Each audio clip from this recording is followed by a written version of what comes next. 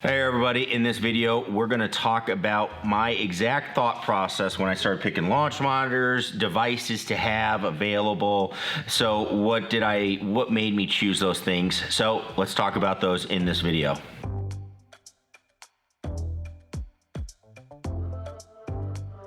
Hey everybody, Scott Hogan coming at you. We're here in the training studio. Good day to be in here because it's pouring outside. So we're going to talk a little bit of indoor golf launch monitors and simulator space setup and go through. We had a question come in about, how did you pick between everything that's out there? There's so much out there now. So what was your process to be able to make that decision and go with what you use? So with that, before we do that, click that subscribe button. We've got more coming up. We've got our Flight Scope Skills Challenge. Do not miss out on that. We'll be announcing that for some prizes. And as always, we'll be helping you get better with your game as well, using your simulators and making sure you know how to get the most bang for the buck out of your investment. So with that, let's talk about how did we get to this point in my setup, in my simulator setup. So what is my current setup? If you haven't seen in other videos, I use FlightScope Mevo Pluses. That's what I use. I use iPads as what I run the software off of. I do have gaming computers. I just choose the iPads because of their ease and being able to go from, the skills software to the FlightScope Golf software to the E6 software. That's important to me. And the fact that maybe graphics get upgraded on a computer, although my gaming PCs aren't the most upgraded right now, I could stand to upgrade them a little bit. That's going to make a difference, and it's going to not make that much of a difference to where I need it to be a little easier to go between things. So that was a big deal for me, but that's our setup as we go right now. And let's talk about some of the things that we had to do or think about as we were putting together the setup. So the first thing is the mat. What are you going to hit off of? So when I had my setup before, when I first started doing this, I had it in my garage, and I'd obviously worked at other, facilities and saw what they were doing. And what I always saw was the hitting areas would get worn out. And that became a little bit of a cumbersome thing because you'd have to either replace an entire hitting setup or do something like those strips where you could just have to replace that strip, but they seem to be having to do that a lot. So I wanted to make sure I had a mat that was durable, and then I had a mat in my garage when I first started hitting indoors just for fun.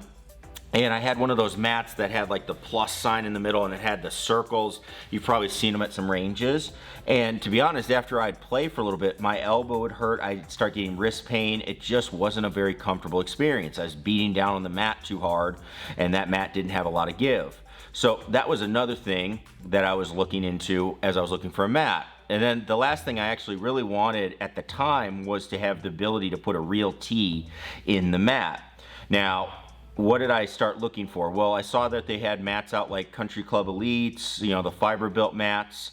What I ended up going with was Grow Turf. There's a company called Grow Turf. He was able to send me mats, which I purchased. They didn't send them me for free or anything, but I purchased them. And the biggest thing that made me decide on them was they do a lot of college hitting bays and hitting studios and stuff, and that's what they're putting in. So for me, and these are some big time programs, so for me it was like, all right, hey, if you want to go ahead and get what really good programs are getting, I mean, if it's good enough for them, it's good enough for me. Now the mat was about $250 for the mat, so it depends. I did buy 3 of them, so I don't know if that was a discount or not. That's just what I paid, $250 for each mat.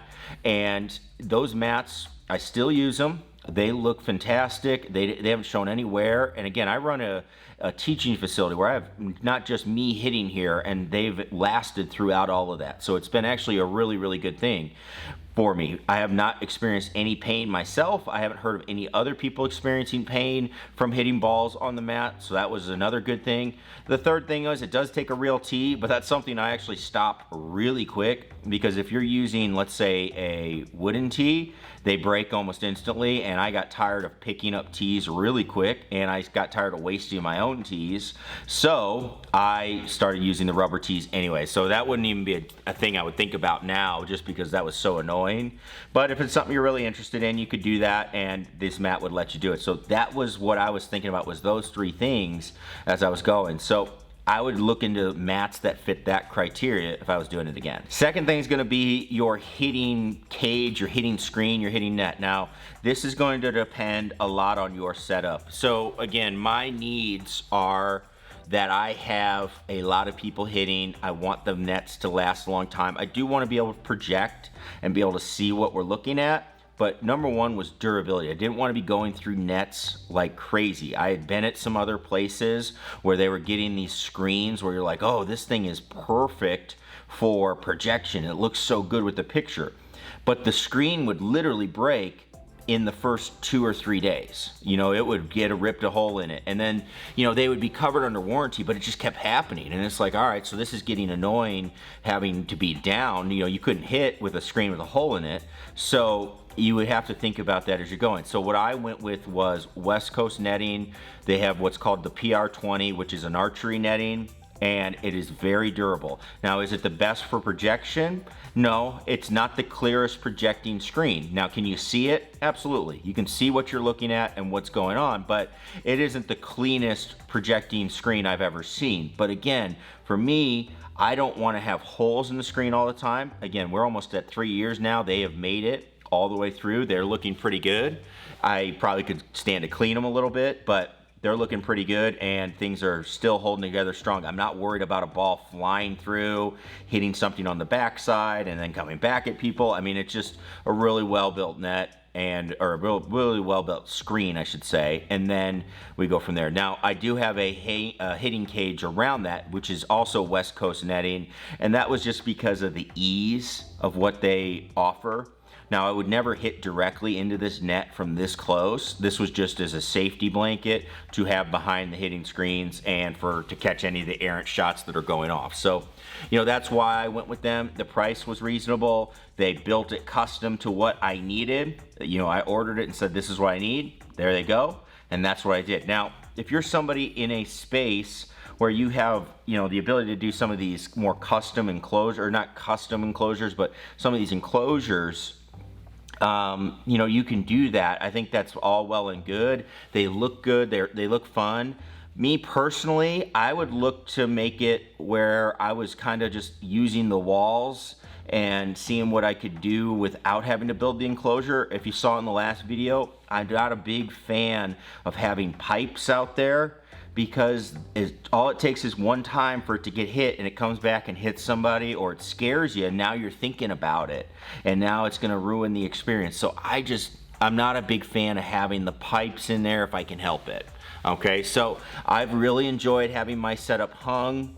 I hang it from the ceiling. It's just it's free hanging, and it's about, you know, 17, 15 inches from the wall in some spots, and we don't hit the wall. It's great. So that's what I went with, and that's why I did it. All right, so then let's get to some of the really nitty-gritty stuff, right? The expensive decisions that you have to make. So launch monitors. Why did you go with FlightScope launch monitors, the Mevo Plus? Well, when I started, my first launch monitor I ever owned, well, besides an Ernest Sports one that I had, which I don't even count, but I had an X2. I bought that about 7 years ago now. And I've had that X2 lasted me, and it did great for all these years. So I already had an X2. And what I did with my X2 was I had a bunch of skills challenges. So when I was teaching, I had all these skills challenges I used, and we would just work on trying to improve in the FS Skills app. So I loved it. It worked great. You know, we have a lot of success. We have hanging on the wall over there. That's a lot to do with using the FlightScope Skills app. So I was really excited when this Mevo Plus came out, where that was going to be available again. That was going to be available where I could do that and be able to simulate and be able to do some data stuff. I mean, all of that stuff really played into it, but I was extremely excited about the FlightScope Skills app. That was the point where I was like, yes, that's what I could do.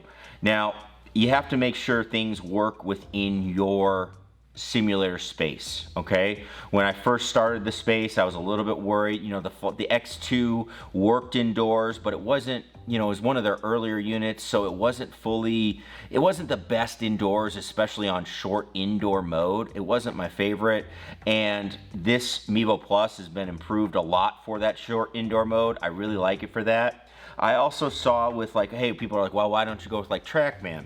Well, I hit on TrackMan 3 and 3Es when I was at another facility, and to be honest with you, they didn't give you the data, maybe a third of the time. You would be missing data, and if you played on the simulator, I'd say maybe half the time, the ball wouldn't track the side spin, so you would just hit shots and they would go straight anyway. Now, TrackMan 4, that's been greatly improved. I know that for a fact, but then you get into cost.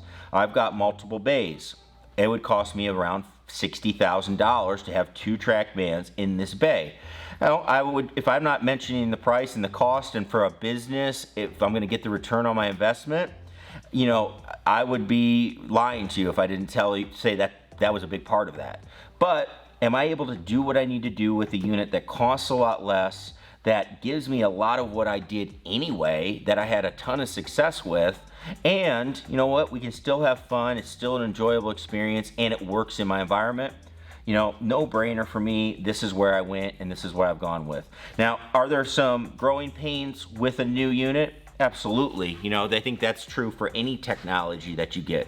But I've used almost all of the simulators that are out there, have had them at one point or another. Whether it's GC2. GC2, one of my favorite launch monitors that I've owned, but it's missing software. You got to go to a third-party software. Then it's missing the ability to do the skills in a way that worked for me. They had certain ways you could do it, but it just didn't work for me. It was really tough to manage as a teacher, so I didn't like it. And I also like being able to say, hey, we're getting on the leaderboard, see how you do against the entire world in the skills app. So that was a big deal to me. Plus, I like seeing some of the data on the golf app. You got some data with the ball, but you weren't getting any of that on the GC2. So all of that played into it a little bit. And then SkyTrack, I had some issues with that, where there was days it just didn't work.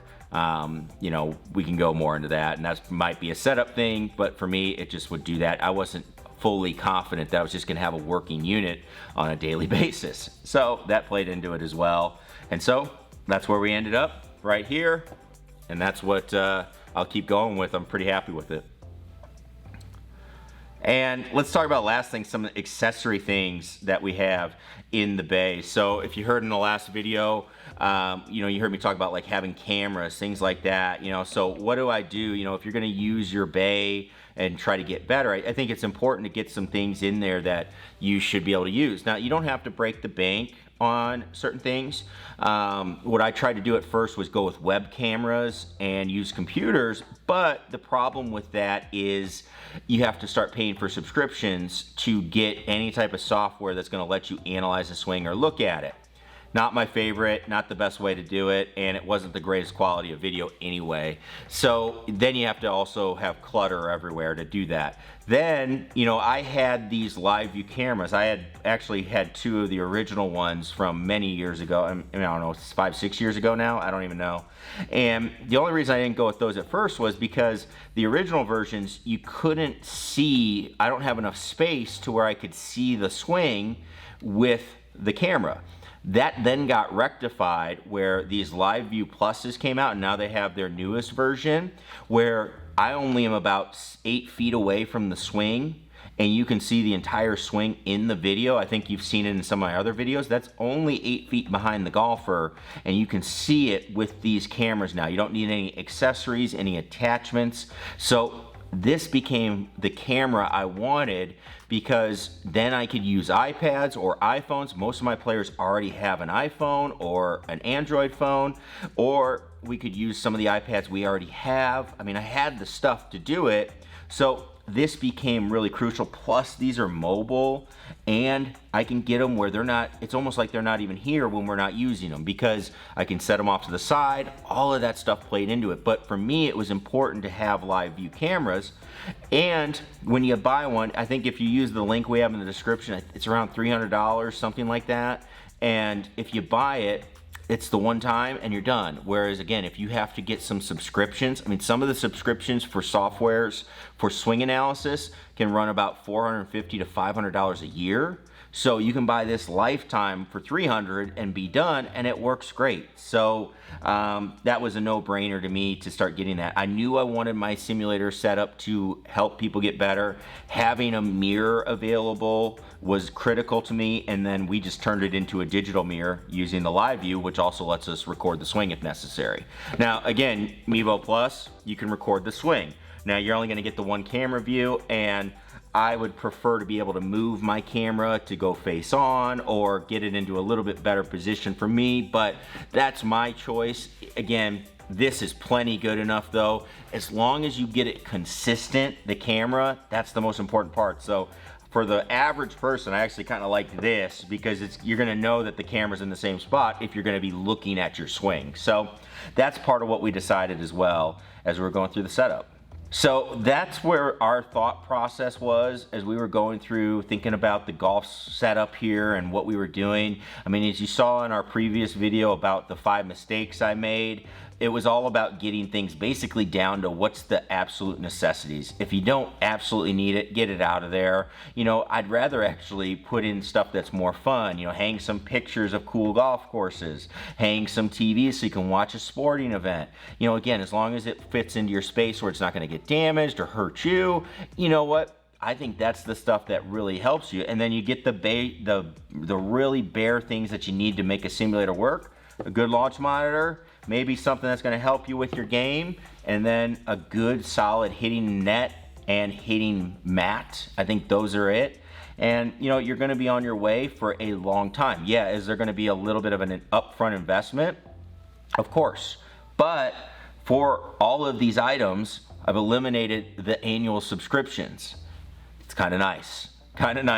And knowing you're done, and now for me as a business, we're just running and going through it. So something to think about too as you're going through all of that, and then go from there. Thanks everybody. Hopefully this helps you with your decisions going through this whole process. I know we're getting into that time of year. We're starting to think about winter golf, getting the setup. It's easier now than ever to have your own indoor setup at home. So let us know the questions you have. Happy to talk about them, talk about what I think about it, my decisions in making my space and what I think. But again, just want to be helpful if we can do that. So thanks everybody for watching.